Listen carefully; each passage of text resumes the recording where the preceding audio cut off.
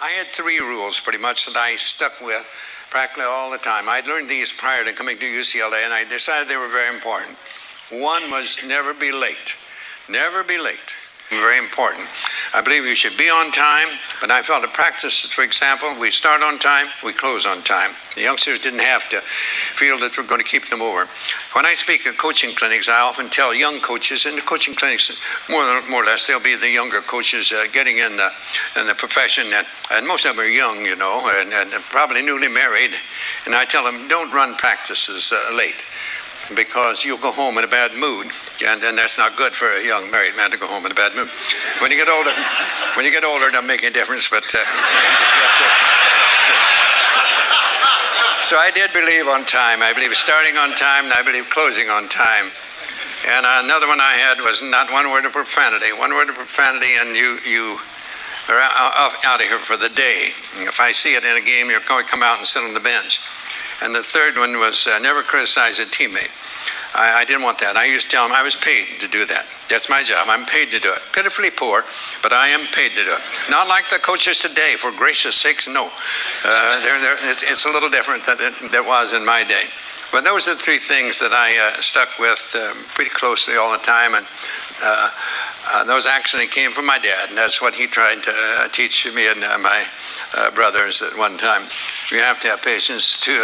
We want things to happen to us. We talk about our youth being impatient a lot, and they are.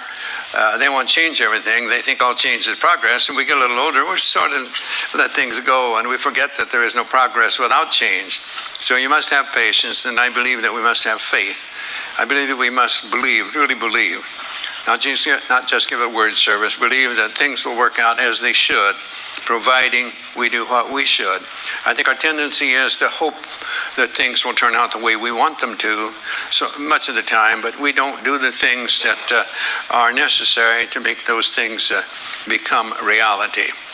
I worked on this for some 14 years, and I think it helped me become a better teacher, but it all evolved around that original definition of success. But when we fail to give our best, we simply haven't met the test of giving all and saving none until the game is really won. And giving all, it seems to me, is not so far from victory. And so the fates are seldom wrong. No matter how they twist and wind, it's you and I who make our fates. We open up or close the gates on the road ahead or the road behind. Reminds me of another set of 3s that my dad tried to get across to us. Don't whine, don't complain, don't make excuses. You get out there and whatever you're doing, do it to the best of your ability. And no one can do more than that. If you make your effort to do the best you can regularly, the results will be about what they should be. Not necessarily what you would want them to be, but they'll be about what they should. And only you will know whether you can do that. And that's what I wanted from them more than anything else. And as time went by and I learned more about other things, I think it worked a little better as far as the results. But I wanted the score of a game to be the byproduct of these other things and not the end itself. Cervantes said, the journey is better than the end. And I like that.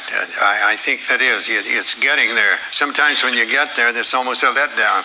But it's getting there that's the fun. I like to, as a basketball coach at UCLA, I liked our practices to be the journey, and the game would be the end result. And I'd like to go up and sit in the stands and watch the players play and see whether I'd done a decent job during the week.